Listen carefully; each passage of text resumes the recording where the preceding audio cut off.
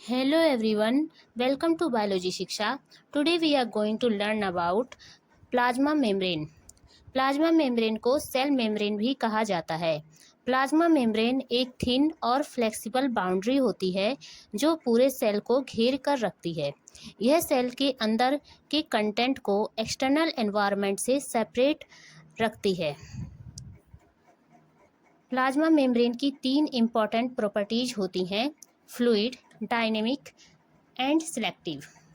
Fluid, इसके molecule continuously move करते रहते हैं, इसलिए मेम्ब्रेन फ्लेक्सिबल होती है। डायनेमिक इसलिए कहते हैं क्योंकि ये अपने स्ट्रक्चर को ज़रूरत के हिसाब से चेंज कर सकते हैं। सिलेक्टिव, यह सिर्फ रिक्वायर्ड सब्सटेंस को ही पास होने देती है और अनवांटेड सब्सटेंस को रोक देती है।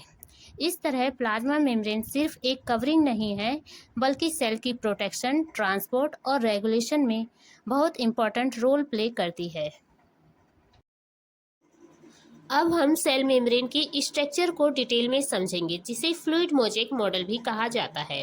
ये मॉडल ये बताता है कि सेल मेम्ब्रेन एक डायनेमिक और फ्लूइड स्ट्रक्चर है जो कि कई कंपोनेंट से मिलकर बनी होती है, जैसे लिपिड, प्रोटीन, कार्बोहाइड्रेट, जो रेगुलेट करते हैं कि सेल में क्या एंटर होगा और क्या सेल से बाहर निकलेगा। इस डायग्राम में हम देख सकते हैं कि plasma membrane phospholipid, protein, carbohydrate और कोलेस्ट्रॉल से मिलकर बनी होती है। अब आगे की स्लाइड में हम इनके कंपोनेंट को एक एक करके डिटेल में समझेंगे। फॉस्फोलिपिड, सेल मेम्ब्रेन का मेन फ्रेमवर्क फॉस्फोलिपिड से बना होता है।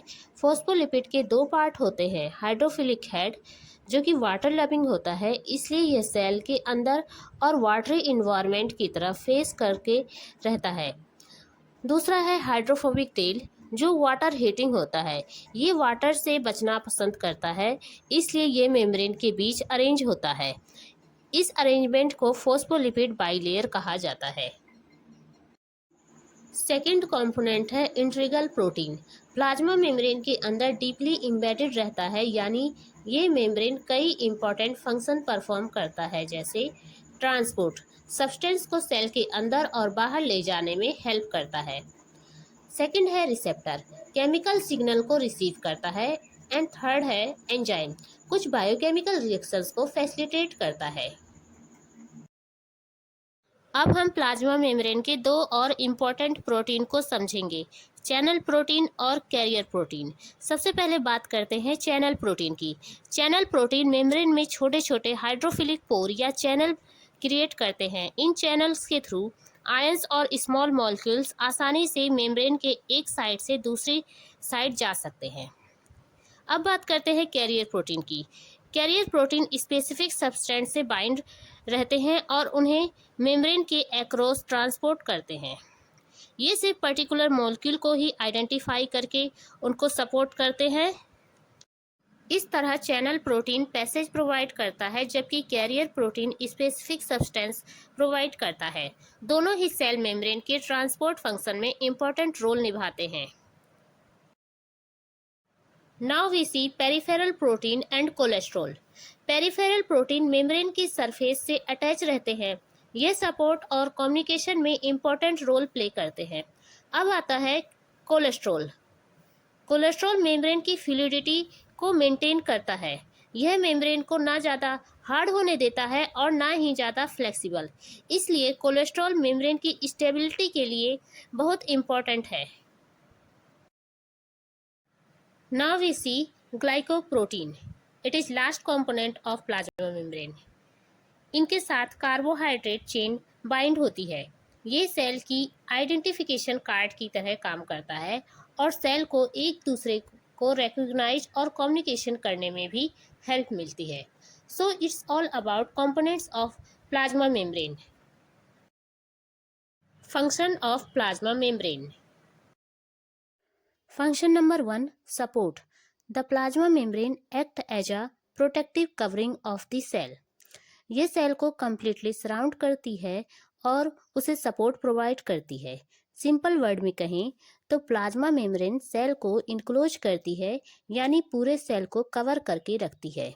साथ ही यह सेल को फिजिकल इंजरी जैसे प्रेशर या डैमेज और हार्मफुल सब्सटेंस से प्रोटेक्ट करती है।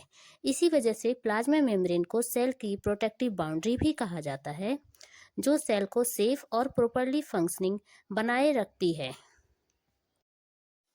Function second, selective permeability.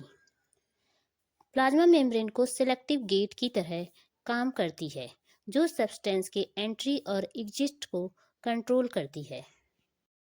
Function 3, cell communication. Cell communication में मेम्ब्रेन पर प्रेजेंट रिसेप्टर प्रोटीन या ग्लाइकोप्रोटीन केमिकल सिग्नल को रिसीव करते हैं। इन सिग्नल के थ्रू सेल एक दूसरे से कम्युनिकेट करते हैं और अपनी एक्टिविटी को कोऑर्डिनेट करते हैं। Function 4, cell recognition. Cell recognition में मेम्ब्रेन पर प्रेजेंट कार्बोहाइड्रेट चेन सेल की पहचान में हेल्प करती है। यह सेल्फ और नॉन सेल्फ सेल्स को आइडेंटिफाई करने में हेल्प करती है।